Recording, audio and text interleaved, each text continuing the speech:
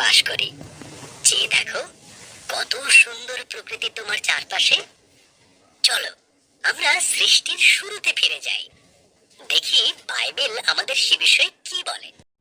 ঈশ্বর আকাশমণ্ডল ও পৃথিবী তৈরি করলেন। ঈশ্বর অন্ধকারকে বললেন আলো হোক।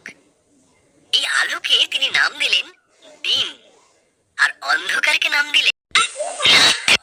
সমস্ত জল একত্র করলেন, এর ফলে শুকনো জায়গা দেখা দিল। তিনি শুকনো জায়গার নাম দিলেন ভূমি, আর জমা জলের নাম দিলেন সমুদ্র। তারপর তিনি তৈরি করলেন ঘাস, শস্য, দিনের জন্য সূর্যকে, আর রাতের জন্য চাঁদ ও তারাদের তৈরি করলেন।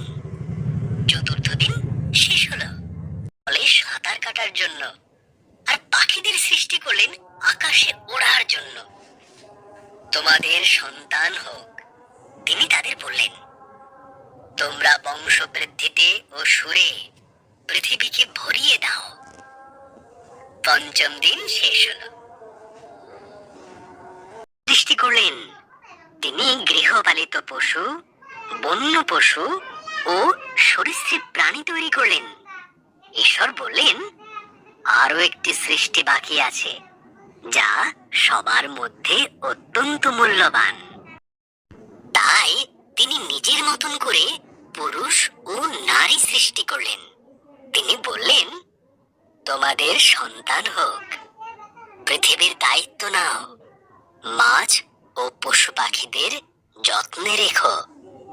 ষষ্ঠ দিন শেষ হলো, খুব সুন্দর। তিনি বললেন এই সপ্তম দিনে তিনি বিশ্রামে গেলেন এবং দিনটিকে স্মরণীয় করে রাখলেন। সপ্তম দিন শেষ হলো।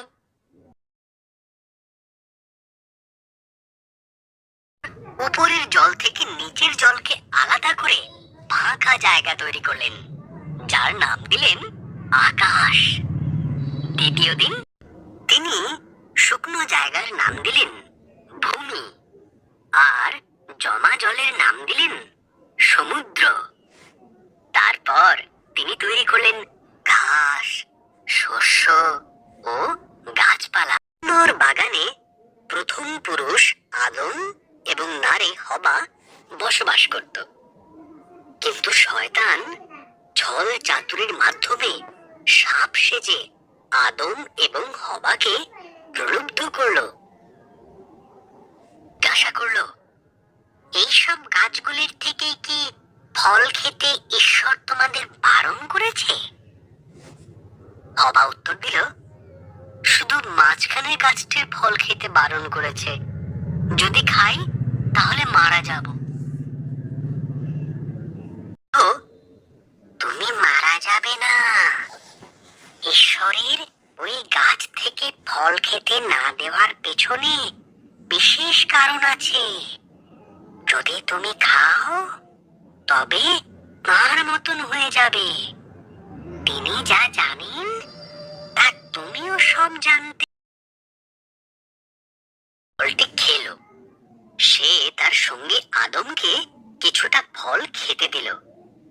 আদমও ফলটি খেলো এবং খাবার পরেই তারা এমন কিছু জানতে পারলো যা তাদের জানা ছিল না।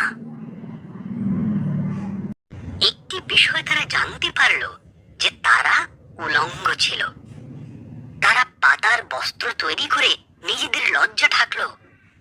তারা আগে কোনোদিন ভয় বা লজ্জা পায়নি।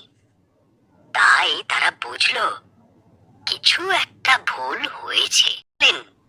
আদম, হবা